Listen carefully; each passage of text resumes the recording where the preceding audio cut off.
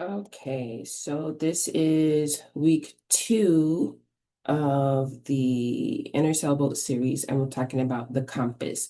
So we're going to focus on the compass within and navigating with intention, right? So letting our choices be something that we actually choose rather than being, you know, tossed about by the things going on around us or the feedback that we get from other people. So we'll talk a little bit about how we do that, right? Things that we can do to make our choices a little bit more intentional.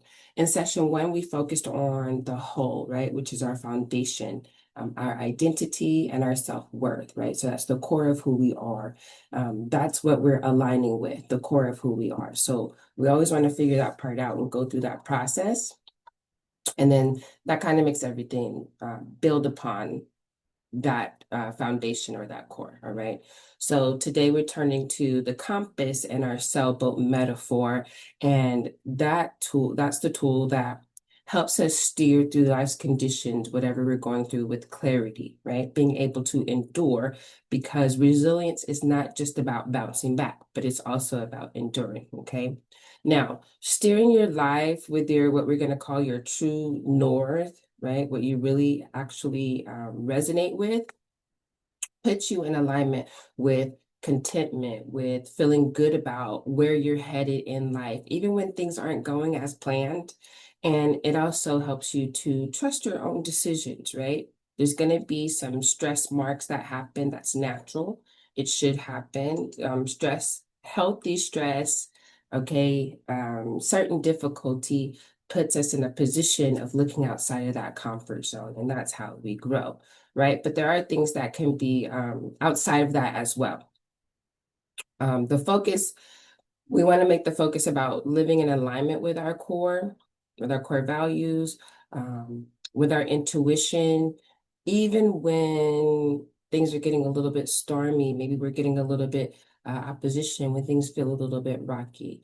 And then the energy invested in living other people's narratives, right? Or doing things for the gaze or the praise that's minimized. Will we do it? Yes. Is it abnormal? No, it's not abnormal at all.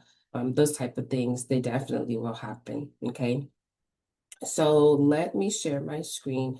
We'll get into the presentation really quick and then open up for discussion for everyone who is participating live. For everyone who's not participating live, we will go ahead and send a recorded replay of the presentation. Okay.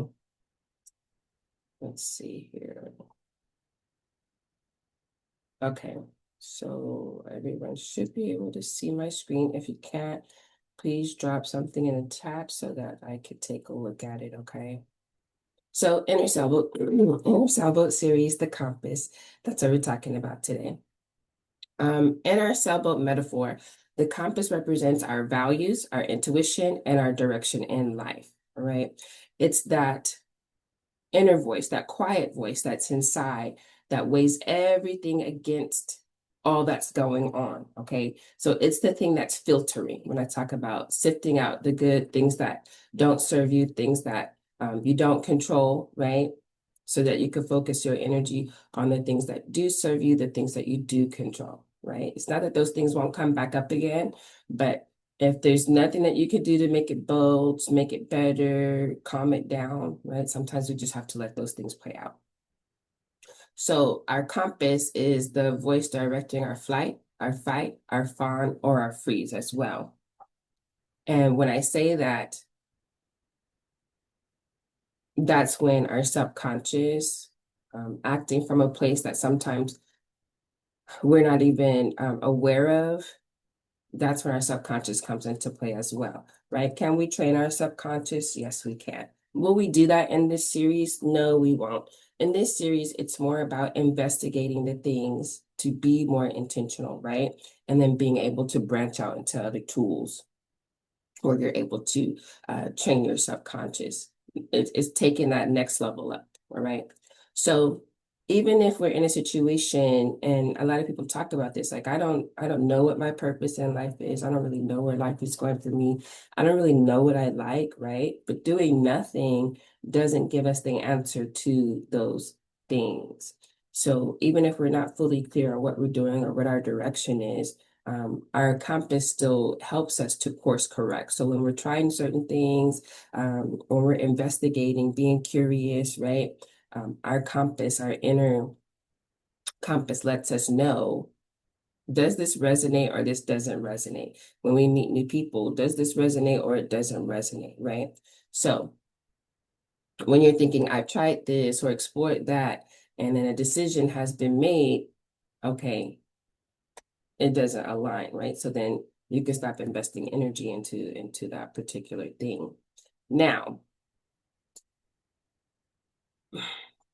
because again, there will be stress, right? When we talk about resilience and self-love, I know a lot of times we think about things coming into order. We think about things being better, things being in alignment, and kind of getting that break, getting that space to breathe, achieving that happiness, that joy in our lives that we have and happy for. And there's always going to be those moments as well, but it doesn't negate the moments of stress and what seems to be difficult, right? Things that don't go as planned, the things that don't go as we see they should, okay? Those can be indicative of growing pains, and those growing pains can manifest in physical or emotional ways, right? Stress can manifest in physical ways too, in illnesses and things of that sort.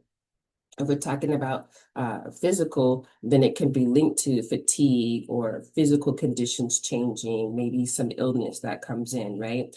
And those things will cause us to do things differently, right? We may change our diet, we may exercise more, we may change the type of exercise that we're doing or body movement that we have.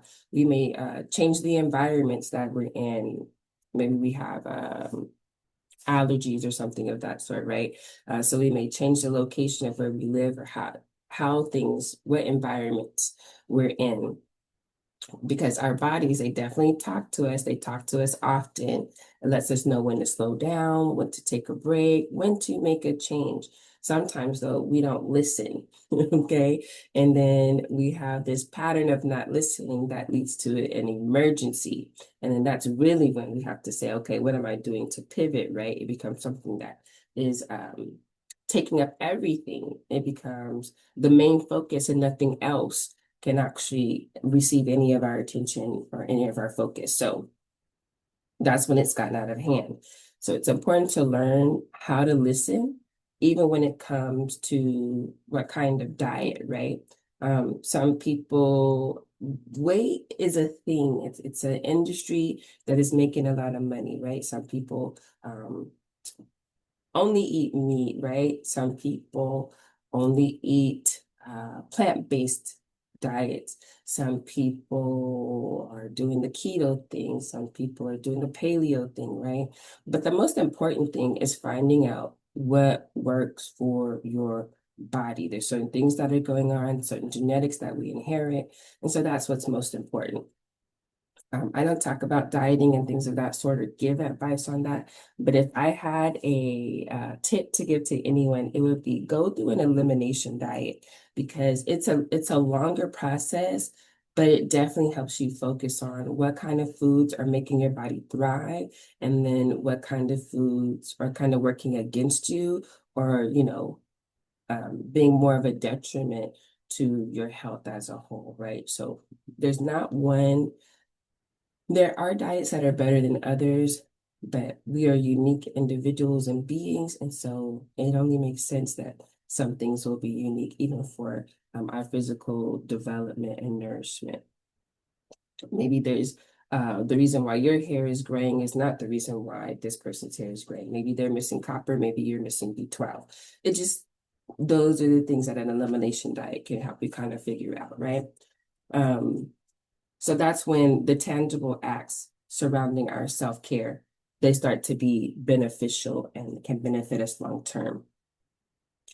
If we're steaming in the shower, right? Maybe we need weighted blankets. Maybe we need more socialization. We are a species who likes to have community. And sometimes we're disconnected from the community that we're used to or that we know of. But it doesn't mean that we can't connect to community, right? It just means we have to explore a couple of things. There has to probably be a little bit of effort put in there. We have to recognize when we need rest or repair days. Some people call them active rest days as well, right? Where you're not doing the same activity that you would normally do, but there's a level of production there. So if you're with an attending physician, being able to follow those instructions, right? Um, people, I've known some people in my social work where, okay, you have diabetes, right? But they're not following the instructions that the doctor has given them. They're still drinking soda, even though they feel like, oh, I'll just drink diet soda, right? But that is not the most beneficial for their situation and the condition that their body is in at that time. So just little different things that happen with us physically, and we need to be attentive to that. If we want to talk about emotional growing pains, that involves some psychological challenges, right?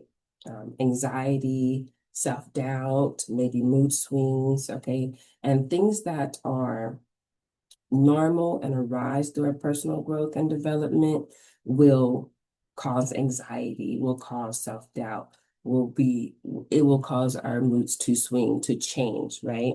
But you can also experience these growing pains outside of typical occurrences, like what I talked about, that emergency situation.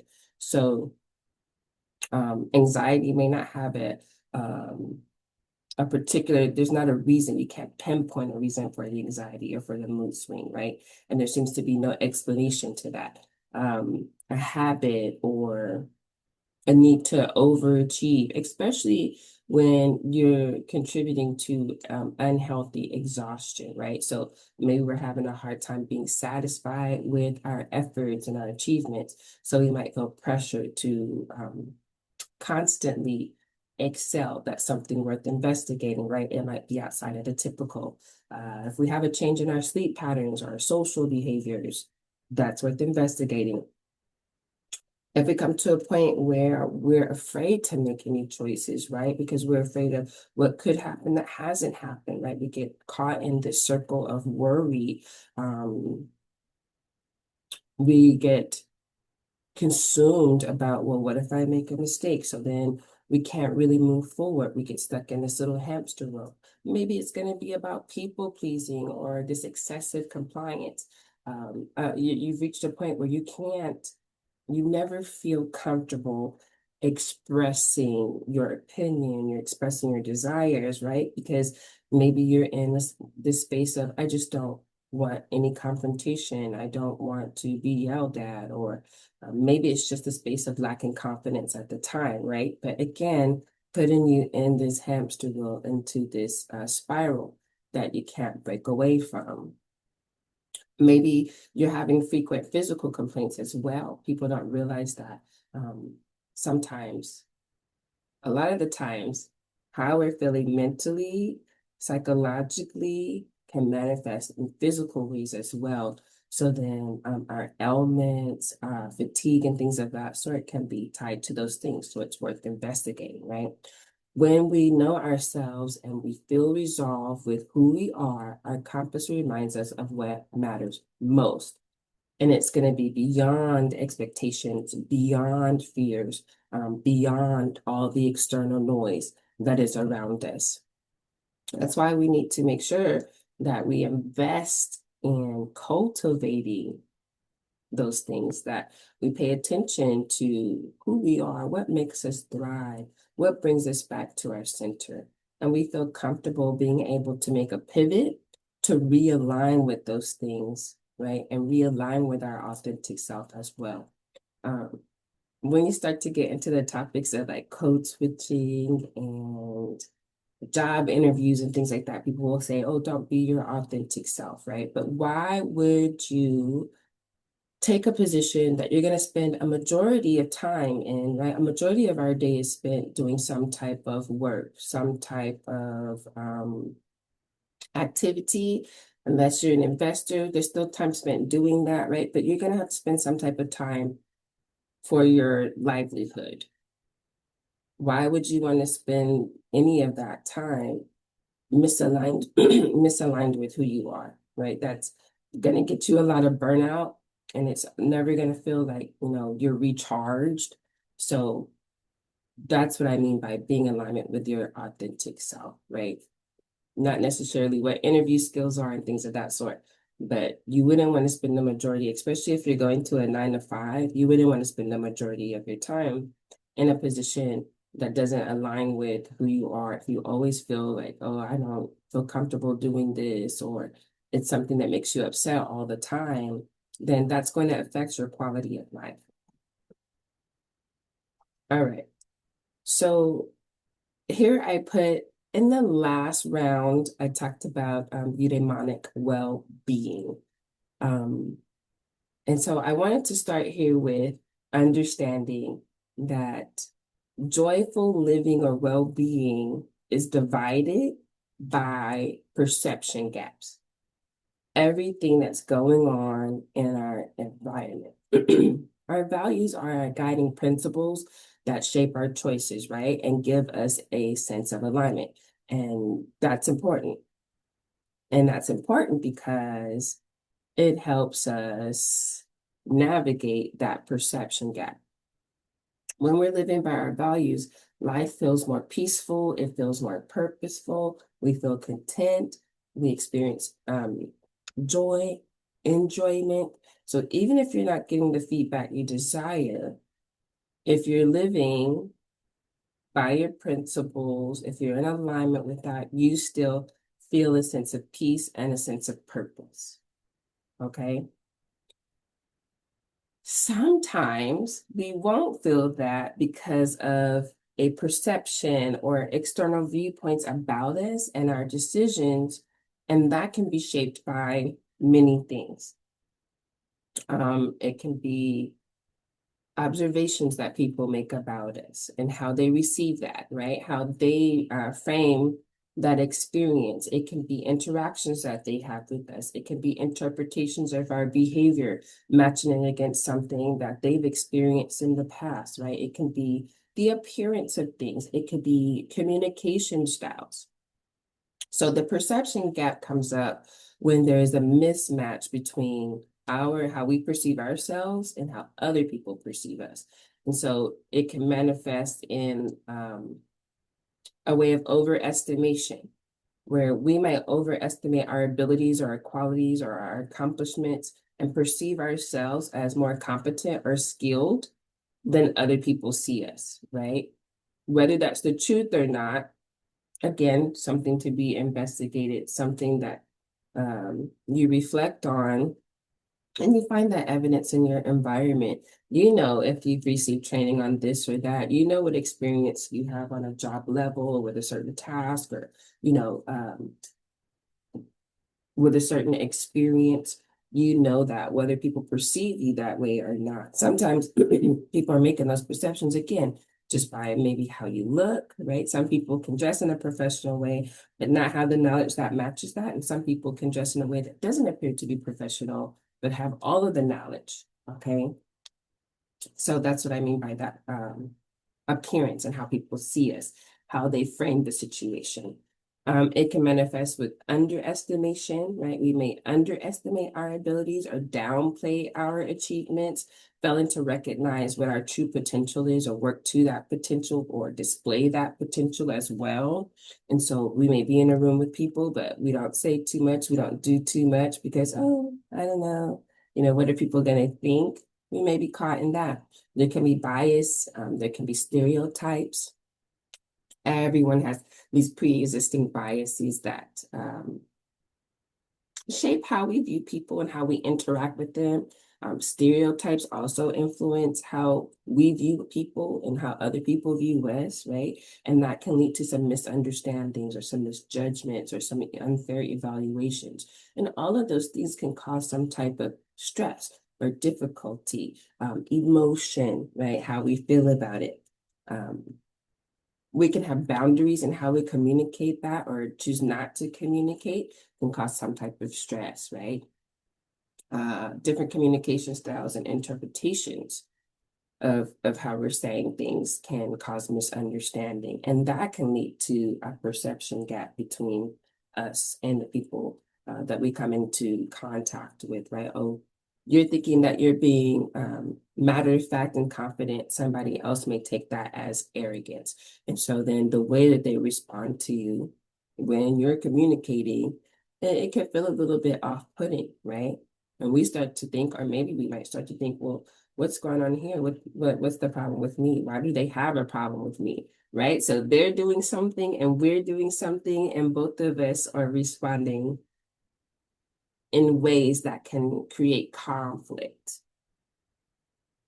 So all of those things, it's positive psychology, there's that term, eudaimonic well-being, and that's the fulfillment that comes from living in harmony with what we hold true. So when we have boundaries, when we filter things, right, and we create distance sometimes, what we hold close to us, who we let in our personal space, and who we, push a couple of steps back, that creates to that eudaimonic well-being. And if we have a lot of things in our space that seems to create stress and difficulty, then it decreases that well-being. It decreases that enjoyment. It decreases the level of harmony that we feel we have in our life and that we're experiencing, right?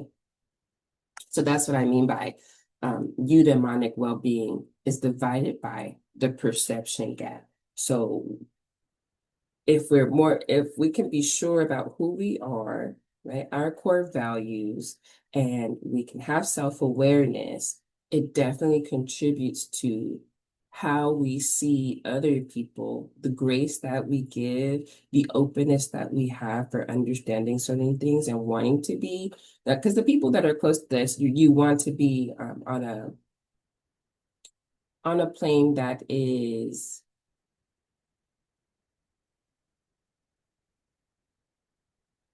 understanding, right? Where you could come to a level of understanding where you can say, okay, I see what you're saying there. I may not agree, right? But we can still coexist. We still can have this relationship.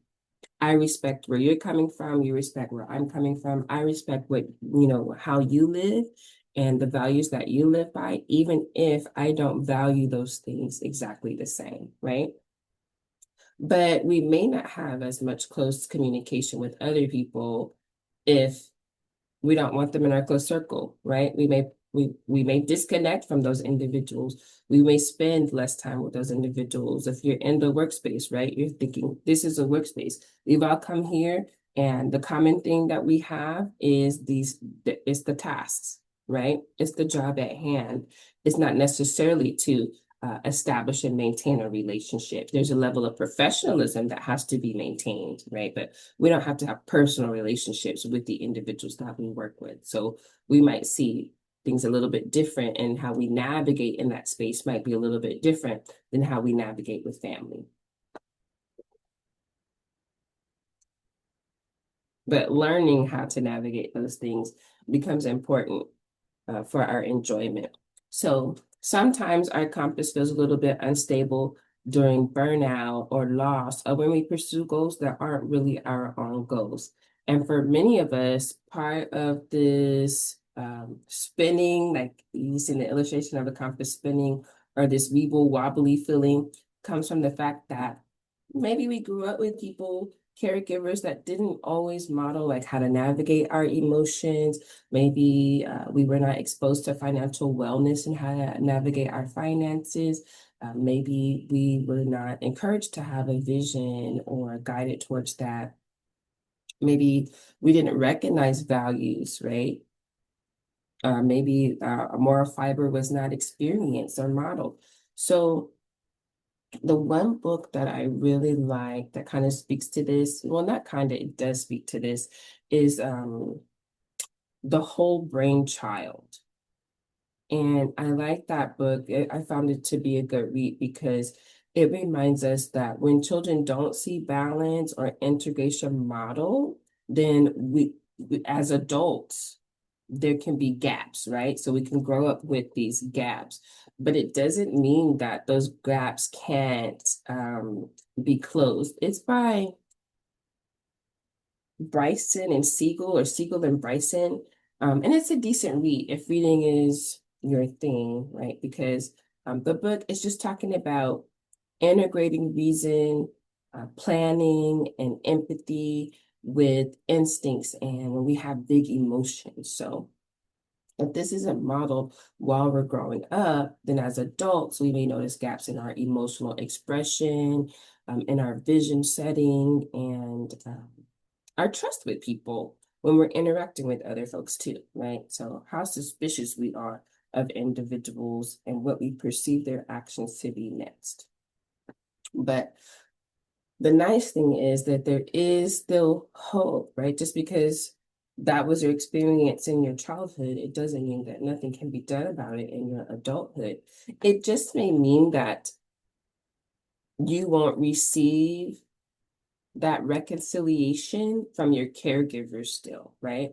So sometimes we grow. I think about things that I've done with my kids, right? So it's like, okay, I've done these things, but I also had to learn these things. And so that's why I feel different. That's why what you saw then is not what you see now. And sometimes that won't happen for our caregivers, but it doesn't mean that it still can't happen for us. So just like when caregivers are supposed to help us integrate our brain functions, right? Being in peer groups, going to therapy, different tools and modalities that connect us to community provides that new model for integration for us. It's where we can learn those things that we didn't see modeled before. So then whatever tool or modality we're participating in for personal development and growth, right? Then that becomes kind of the collective caregiver, um, giving us that co-regulation or um, turning us to opportunities to reflect, introducing new tools that we can use in our lives. And people, a time, you have to just know yourself, right? I don't like to speak definitively about isolation or having time to yourself. I definitely think that it's important. I definitely think that loneliness is an epidemic. The research says so, right? So community is something that also helps us strengthen our compass. And it helps us by practicing new ways of being, helping us to explore those things that align with us and being able to release those things that don't align, right? Community is a way that brings us back into alignment with our true direction. Sometimes it's about finding the right community, though. Where I'm sitting and where I live, maybe that won't be the right community. Maybe it's difficult for me to move past. And that's the nice thing about online is that you can have access to different communities. It comes with its positives and its negatives, right? There are predatory people in our day-to-day lives, and there are predatory people online. I don't tend to think that people are doing anything much different than what they would do in their personal lives. Like if internet did not exist, they're just doing it on the internet, right? So that's why I'm big about who I'm connected to online, just like I would be the same way about who I'm connected to in my face-to-face meetings or whatnot, my face-to-face connections. So I treat both realms in the same way, right? If I wouldn't be connected to them in my face-to-face, then I don't remain connected to them in my online space either. But that's why I like to talk about reparenting with people, because it's a way to close that gap that we're feeling. Like, okay, I didn't get enough of this, or I didn't have direction, so I'm not sure where to go. And it gives us the space to be able to move away from feeling like it's this hamster wheel that we won't be able to escape. We can escape it. That is the difference between that growth mindset and that fixed mindset. And that fixed mindset can, especially in a way of thinking, this can't change for me. There's nothing that I can do to make this change. There's nothing that I can do to increase joy or redirect my focus to joy in my life. Sometimes there are things going on in our lives that are pleasurable, but the things that are displeasurable are taking so much energy, it overshadows those things that are pleasurable, even if it's the smallest things. And sometimes you want the pleasurable things to be these big productions, but it doesn't have to be a big production. It could be as simple as having the opportunity to wake up in the morning, have your peace and quiet, have your tea, being able to take your walk, right? Your peaceful walks, being able to engage with your animal furry friend babies, right? So those are the things that we forsake as parts of enjoyment in our life as well. It doesn't necessarily mean that getting married all the time or um, the vacation to Italy, right? Those things matter too, but there's little things every day that we can give some energy to that actually brings us back to our center, our calm, our peace, and reminds us like what is important in life. Because we're not going to be getting married every day, right? We're not going to be on vacation every day. Well, some people are, but some people are on vacation every day and they're still not experiencing any enjoyment. They don't feel fulfilled in life. So remember that too. So I want people to pause and reflect. It's an activity I like to do. Think of a time. I want you to think of a time that you really felt aligned. When you really felt like, oh, life is going good. When you really felt like this is a moment of flow, right? Whether it was a day, a couple of hours, a time period, doesn't matter what it is. Just think of a moment of when you felt that way. And I want you to reflect on what values do you feel were present at that time? Why do you think you felt the line? Why do you think that everything felt like it was flowing, like it was going well? I usually tell people to write down, what's coming up. I'm big on journaling, but just make note. Because when you're writing things down, you can also notice patterns. You can go back and look at those patterns. Okay. What's important about that reflection is once you identify what values are present, that is your connection to the compass. That's the thing that was guiding you during that time period, during that event, during that experience, and you were in alignment with it. And so there was some enjoyment you were able to experience, some calm, some peace, right? Peace of mind. Those are signs that your compass is at work, that you're aligning with your compass. Maybe you're still not making the amount of money that you want to make, right? But you're at this job, working towards this thing, right? You're completing these things on your action plan. You're completing these steps on your action plan, going towards where you see your life moving, even if you're not there right now. Okay. I also like to have folks choose 3 values that guide you back to your center. I usually do this when people resonate with a lot of the values. We do the activity. Usually in session 1, I'll do an activity about finding out what your values are. And there's a lot of the words that come up. You're like, you know what? I resonate with that. I resonate with that. So I usually do that when people have a hard time kind of focusing down to 3 to 5 things, right? Being able to pair those things together, and choosing some front runners, because there's a couple of things that kind of takes the helm, right? It takes front and center of who we are and how we operate. What movie was that? I can't think of the movie, what it's called right now. But basically, it was about a football player, high school football player, and they were giving tests, right, at this school. And on his test, he scored very high in the protective mode. And so being a lineman in football played into those values of being a protector, right? So little things like that. And he found a lot of enjoyment. He excelled well in that. Again, that was something that was in alignment with core values. So again,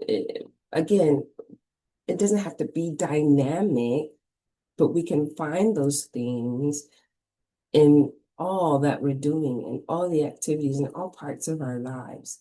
I think that we just don't see it that way because we're more focused on the dynamic things. All right.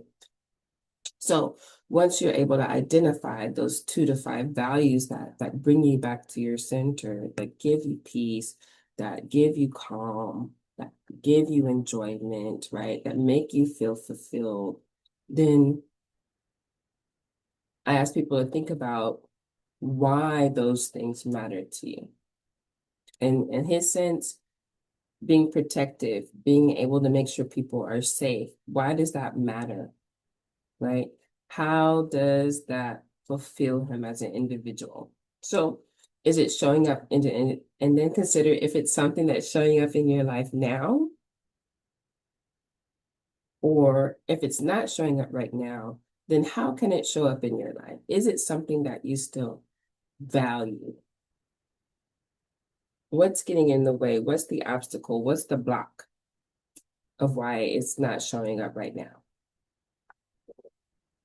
I hope that made sense. So when you're honoring your values, that's when you're going to feel most like yourself. Again, fulfilled. Regardless of what's going on, regardless if everything's actually going well, you can feel fulfilled if you're in alignment with your values. Okay.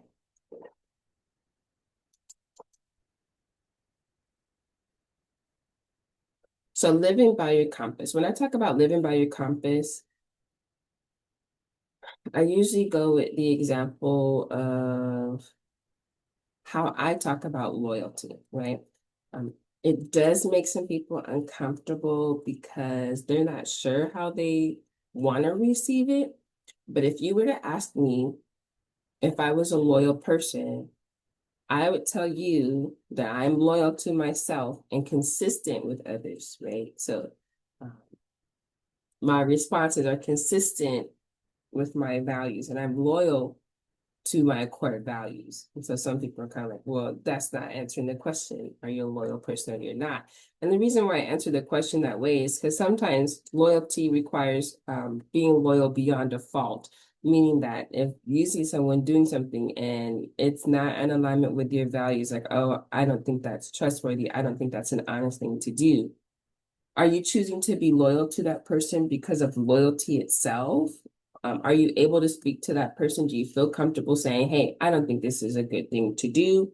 Are you able to walk away, and does that make you disloyal? And do you not walk away because you don't want to be viewed as disloyal? So that's why I say I'm loyal to who I am and my values, and I'm consistent with everyone else. So I'm not gonna be this way with you and then be this way with another person. My core values are my core values. And so whether it's work, whether it's friendship, whether it's family,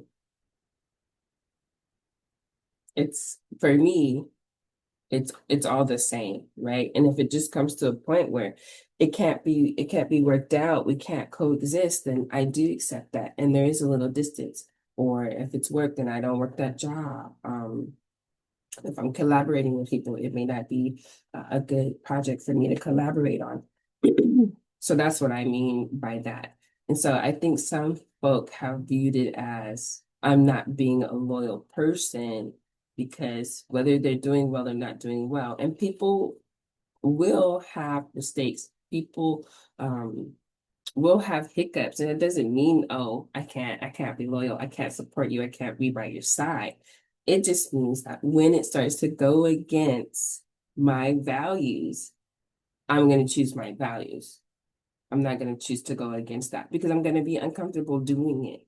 I'm not going to feel good about that. I'm not going to feel okay doing that. Okay.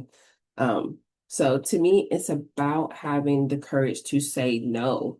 And if it's not in alignment, it's just not in alignment. I don't think of it as something personal, even on the receiving end, right? If it's something that you're not in alignment with, it's not in alignment. I've definitely had that with employment.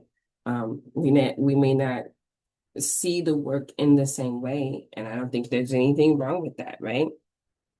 So to be clear about what I'm saying, no doesn't mean the response will be what you want it to be, right? That's what I've experienced. It hasn't always been the response that I'd like it to be.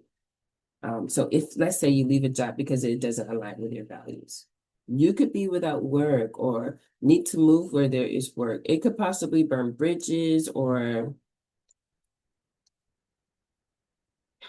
maybe people won't receive it the same because they don't share those same values, or because they don't apply them in the same way. Maybe that happens in a relationship, right? So you guys end up breaking up, or there's more distance between you.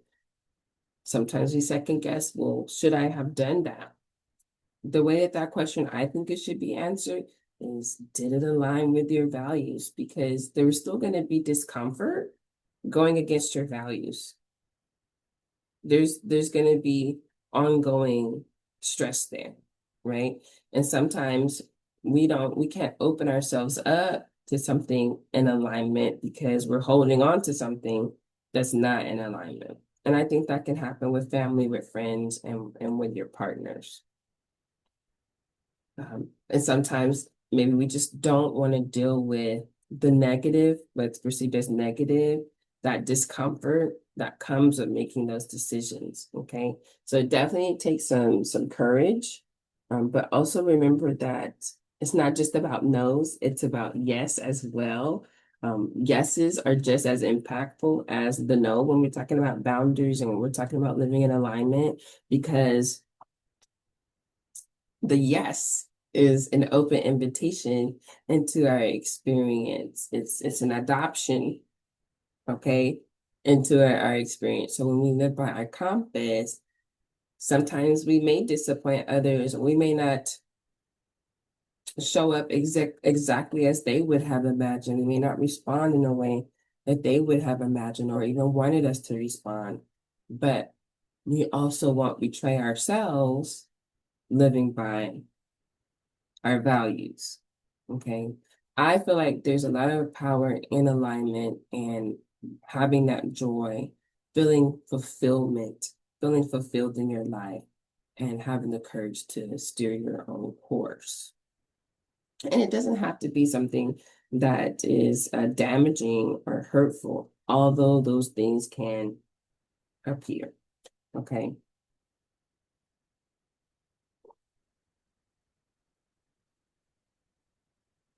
I like to end everything with affirmations or being able to affirm things, because it's not just always about, okay, negative things don't have to rule our world. They can be part of our world, but they don't have to be our guiding light. And I don't think I did this last time. I'm not sure. There's been a couple of rounds of the inner sailboat, so I forget what's happened in each one. The material is about the same. There might be like certain quirks and things like that that are a little bit different, especially depending on the time, depending on maybe who I'm working with at that time or what experiences and conversations I've been able to have. So I don't think I did last time, but I do try to close with an affirmation for folk who want to work on positive talk as well, because affirmations can be a way to do that. I think what we have to remember with affirmations is you also want to act in alignment with what you speak, right? So it's not just about what you say, but it's also about what you do. And are those two things in alignment as well? So let's close the presentation with this affirmation here, and then we can open up discussion. It says, each choice I make aligns with me. That's not what it says. It says, each choice I make aligns me with peace, purpose, and power. My direction is clear, my heart is steady, and I trust my own north, right? So I am guided by the quiet truth within me. If you want to make that shorter, I am guided by the truth within me. But again, like I said, the actions matter just as much as the words, right? Um, being able to trust yourself is something that's important. There's nothing wrong with getting that external feedback, that constructive criticism from a source that you can trust. But again, we're using that word trust, trusting yourself, trusting the source you're getting constructive criticism from, constructive feedback from, things that you can grow from, things that you can work on. Because things that are just beating you, it's not a growth opportunity. It's not something that can be worked on. It's just something um, meant to shut you down, to close you off, to stop your forward movement. Okay. So if you're watching the replay, next time we're going to talk about sales, which is the energy and desire that propels us forward. But I want to go ahead and open up the discussion so we can tackle any questions that came up during the presentation or anything that was unclear. If you're watching the replay, you can put it in the comments or also feel free to shoot an email to me, okay? So we'll start the recording right now. Let's see here.